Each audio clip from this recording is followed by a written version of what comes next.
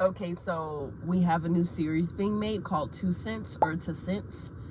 I'm going to make many parts of this. I don't know how many, but most of it's going to stem from TikTok videos. So just a heads up, you guys look out for that. This is part 1, and I have a lot to say. It gets pretty personal, but that's how we do it here. And for those that have been here, you guys know how we roll. We keep it real, we keep it 1000, and we keep it full of love and understanding.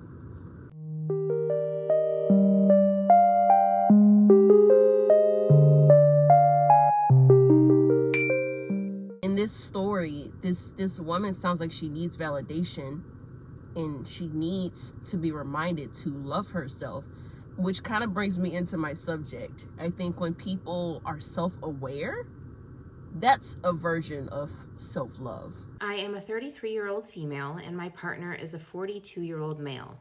I have never been married nor had kids by choice. My partner is divorced and has 2 kids under age 8. We have been together for 3 years, and it was great in the beginning. I explained I never wanted to have kids and couldn't picture myself as a mother. He agreed and said he would never expect me to share the responsibility of parenthood with him.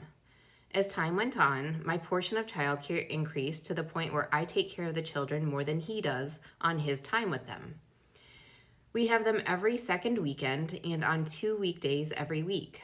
I explained to him how much I resent this, as I don't feel like I should be burdened by taking care of children I never agreed to have. Am I throwing away a good thing by not accepting this forced version of motherhood, or should I trust my instinct and choose myself? Always choose yourself. If you don't do that, nobody else will. If you don't have your own back, nobody else will. He has already shown that he does not have your back. Yes, you need to choose yourself. And you mentioned that the relationship is perfect aside from the kids, but I don't see how that could be when you have a man here who is clearly ignoring your wishes. When you love yourself, you don't need to ask someone, are you worthy of being loved? Right? You don't need someone to validate you or remind you or reassure you.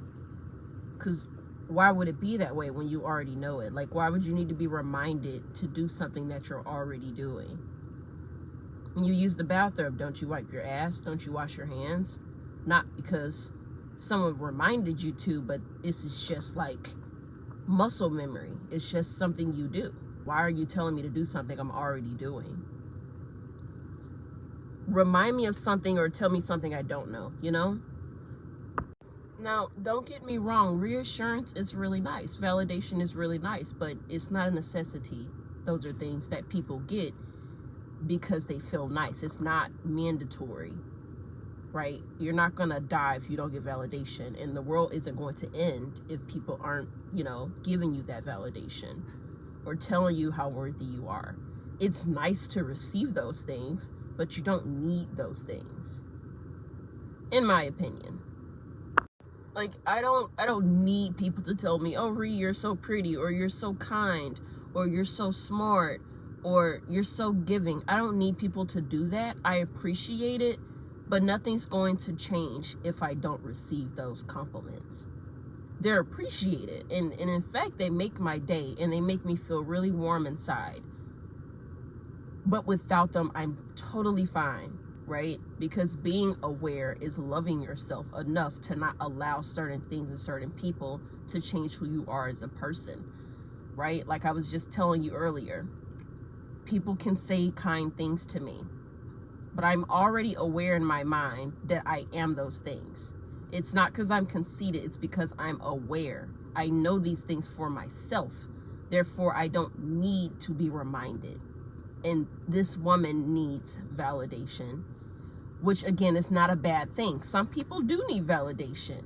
Figuratively speaking, you need validation, but literally you don't. You really don't. It's just something nice to have. When you're self-aware, your decision-making skills are like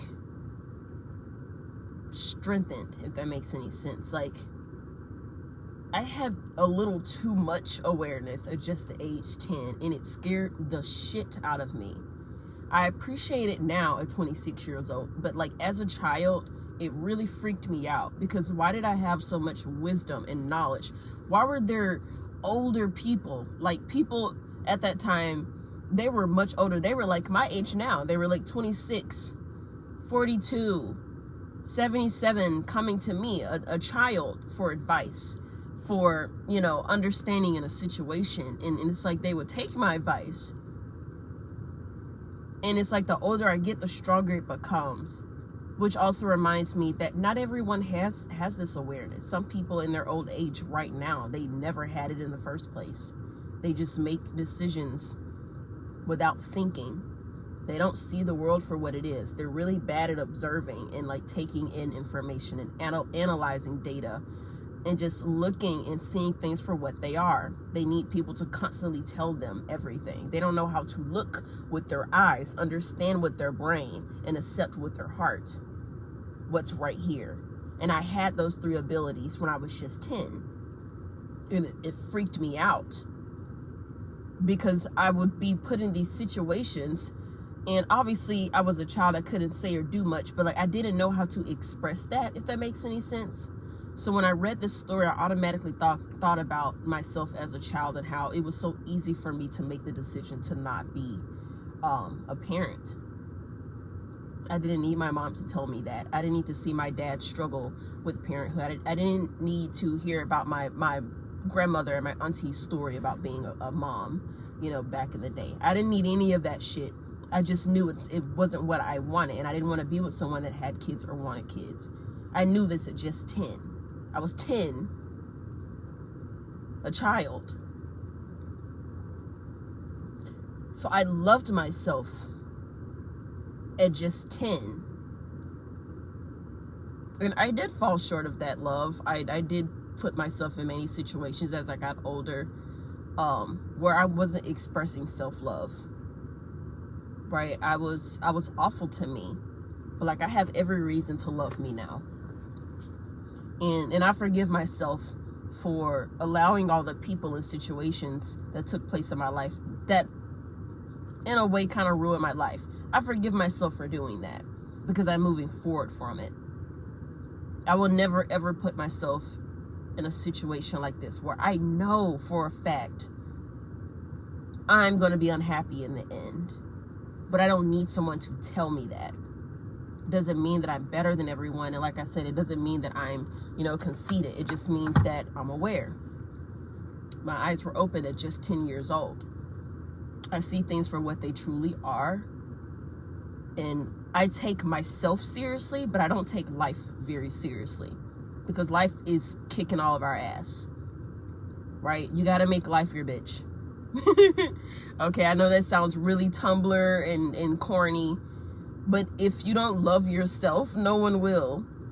Other people will, for sure. But let's talk about a situation where everyone falls out of love with you and no one loves you anymore. At least you do. Someone's got to do it. Otherwise, it won't be a thing. It'd be non-existent. You're giving to yourself something that will never run out because it's inside of you. Like my knowledge. That's why I teach myself and I educate myself and others, because it's like once you have that shit up here, no one can go inside of your brain and inside of your heart and take those things out. There's no way to do that. You could probably do it through brainwashing, but it's going to take a lot of fucking effort to take what I have in my brain out of my brain. Does that make any sense? It's going to take a lot of effort and years and probably decades or however long I'm on this earth for people to reach inside of my heart and take out all of that love and compassion that I have for the things and the people that I love. It's going to take a lot to get rid of those things. It's like once they go in there, the only person that can get rid of that shit that's in here and in here is me. That's why it's important to instill it inside of yourself, because once you put it in, it's locked away and no one can get to it. No one. I mean no one. Not your mama, not your daddy, not your brother, your sister, not your bestie, not Pookie Bear down the street, not the mailman, not even God himself. No one can take that from you. That's why it's important to educate yourself and love on yourself. It is hard to love on yourself, but at the same time, when you look at everything that's great about you, it becomes easy. It's easy for me to love me because I'm a giver. I have a big ass heart. I have empathy. In fact, too much empathy.